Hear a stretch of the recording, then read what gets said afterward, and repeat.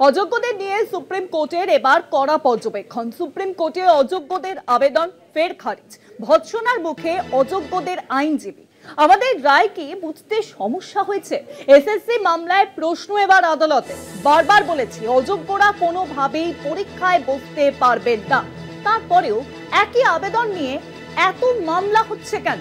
বিচারপতি সঞ্জয় কুমার এবং বিচারপতি অলোক আরাধের বেঞ্চ কিন্তু এবার এই নির্দেশই দিয়েছে, একই ধরনের কোনো মামলা গ্রহণ করা হবে না। সুপ্রিম কোর্ট আজকে কিন্তু সব জানিয়ে দিয়েছে। আমরা জানি যে এসএসসি 2016 পুরো প্যানেল বাতিল করা হয় সুপ্রিম কোর্টের তরফে, এবং তারপরে স্পষ্টত সুপ্রিম কোর্টের তরফে রাজ্যকে নির্দেশ দেওয়া হয় যোগ্য অযোগ্যদের তালিকা প্রকাশ করা হোক, এবং তারপরেই আমরা দেখি যে 31শে অগস্ট কিন্তু অযোগ্যদের তালিকা প্রকাশ করা হয়। আরো জানাবেন, এখন সরাসরি রয়েছেন আমাদের প্রতিনিধি পীযুষ কান্তি নাগ। পীযুষ দা, দেখো, সুপ্রিম কোর্টে অযোগ্য প্রার্থীদের আবেদন খারিজ হয়ে গেল। কলকাতা হাইকোর্টের পাশাপাশি সুপ্রিম কোর্টেও অযোগ্যরা আবেদন জানিয়েছিল। আর শুধু আবেদনই নয়, আবেদনের পাশাপাশি আইনজীবীদের অযোগ্য প্রার্থীদের আইনজীবীদের ভৎসনার মুখে পড়তে হয়। সুপ্রিম কোর্ট প্রশ্ন রাখেন যে সুপ্রিম কোর্ট যে রায় দিয়েছে তা কি বুঝতে কোনো সমস্যা হচ্ছে, এমনটাই প্রশ্ন সুপ্রিম কোর্টের। বিচারপতি সঞ্জয় কুমার মন্তব্য করেছেন, বারবার যেখানে আদালত বলছে যে অযোগ্যরা কোনোভাবেই পরীক্ষায় বসতে পারবে না, তারপরেও এই আবেদন কেন, এই এত মামলা হচ্ছে কেন? যা বলার তো রায় সুপ্রিম কোর্ট আমরা স্পষ্ট করে বলে দিয়েছি।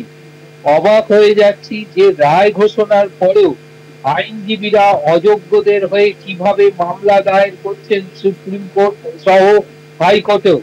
বিচারপতি সঞ্জয় কুমার ও বিচারপতি অলোক আরাধের বেঞ্চ পরিষ্কার জানিয়ে দিয়েছেন যে এই ধরনের কোনো আবেদন ভবিষ্যতে আর সুপ্রিম কোর্টে গ্রহণ করা হবে না।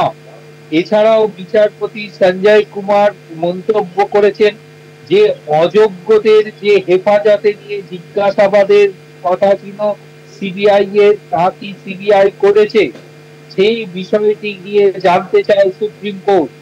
এবং সুপ্রিম কোর্ট পরিষ্কার মন্তব্য করেছে যে এই অযোগ্যদের জন্যই অনেকের জীবন নষ্ট হয়েছে। পাশাপাশি দেখা যাচ্ছে যে হাইকোর্টে মামলা চলাকালীন সরকারি আইনজীবীরা তাদের হয়ে সওয়াল করছেন বা সমর্থন করছেন। আজকে আইনজ্ঞ মহল মনে করছে যে আজকে সুপ্রিম কোর্টের যে অযোগ্য প্রার্থীদের নিয়ে যে তালিকায় প্রকাশিত প্রার্থীদের নিয়ে যে মন্তব্য, তা যথেষ্ট। তার কারণ সুপ্রিম কোর্ট এখানে মন্তব্য করেছে সিবিআই এর উদ্দেশ্যে যে অযোগ্যদের প্রয়োজনে হেফাজতে নিয়ে তাদের জিজ্ঞাসাবাদ করা হয়েছে কিনা। সুতরাং এই বিষয়টি কিন্তু যথেষ্ট গুরুত্বপূর্ণ হয়ে দাঁড়িয়েছে সুপ্রিম কোর্টের এই সিবিআই এর তদন্তের ক্ষেত্রে। সুতরাং একটা বিষয় এটা পরিষ্কার যে সুপ্রিম কোর্টে কেন কলকাতা হাইকোর্টও তাদের আবেদন নাকচ হয়ে গেছে। সুতরাং 30শে আগস্ট এসএসসি কর্তৃপক্ষের দ্বারা যে তালিকা 1806 জন অযোগ্য প্রার্থীদের তালিকা প্রকাশিত হয়েছে, তারা কোনোভাবে 2016 নতুন নিয়োগ প্রক্রিয়ায় অংশগ্রহণ করতে পারবে না। তা আজকে আদালতের রায় কিন্তু পরিষ্কার হয়ে গেল, কারণ সুপ্রিম কোর্টে তাদের আবেদন খারিজ হয়ে গেল। শুভাঙ্গী, পীযুষ দা, আপনি আমাদের সঙ্গে থাকুন।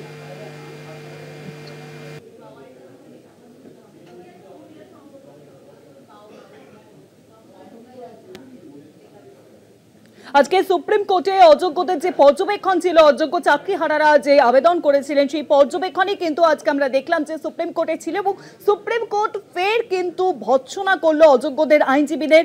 আমাদের রায় কি বুঝতে কোনোভাবে অসুবিধা হচ্ছে? এসএসসি মামলা এবার প্রশ্ন আদালতের। বারবার বলেছি অযোগ্যরা কোনোভাবেই পরীক্ষায় বসতে পারবেন না, তাতেও কেন বারংবার একই আবেদন নিয়ে এত মামলা হচ্ছে? এবার কিন্তু সুপ্রিম কোর্টের তরফে এবার কড়া প্রশ্ন অযোগ্যদের আইনজীবীদের।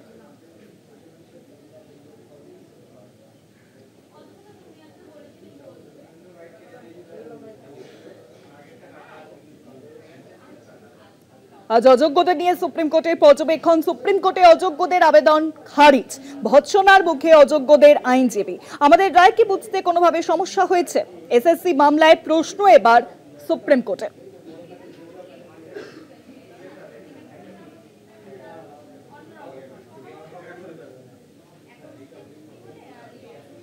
আর এবার যে খবরের দিকে নজর রাখবো, অযোগ্য প্রার্থীদের আবেদন খারিজ করলো কলকাতা হাইকোর্ট। 1806 দাগি তালিকা বহাল রাখলো বিচারপতি তপব্রত চক্রবর্তী ডিভিশন বেঞ্চ। অযোগ্যদের পরীক্ষায় বসার অনুমতি দিল না ডিভিশন বেঞ্চ। ডিভিশন বেঞ্চে আবেদন জানিয়েছিল অযোগ্যরা। আরো জানাবেন, সরাসরি রয়েছেন আমাদের প্রতিনিধি পীযূষ কান্তিনাথ। পীযূষ দা,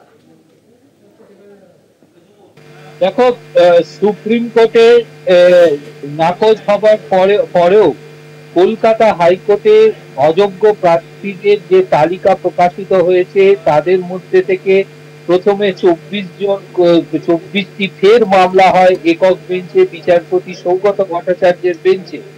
বিচারপতি সৌগত ভট্টাচার্য এই 24 জনের আবেদন খারিজ করে দিয়েছে, কারণ তার আগেই 150 জনের মামলায় তিনি পরিষ্কার জানিয়েছিলেন যে কলকাতা হাইকোর্ট এই বিষয়ে হস্তক্ষেপ করবে না, তার কারণ সুপ্রিম কোর্টের নির্দিষ্ট নির্দেশিকা রয়েছে।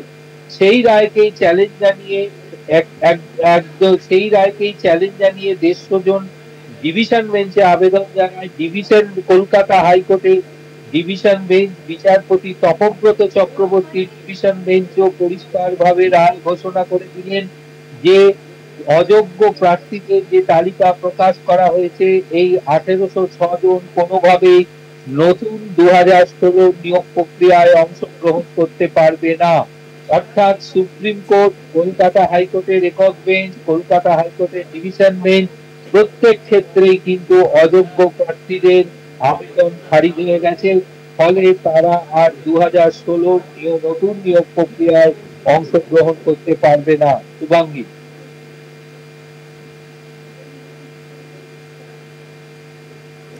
ধন্যবাদ পীযূষ দা, আপনি আমাদের সঙ্গে থাকুন।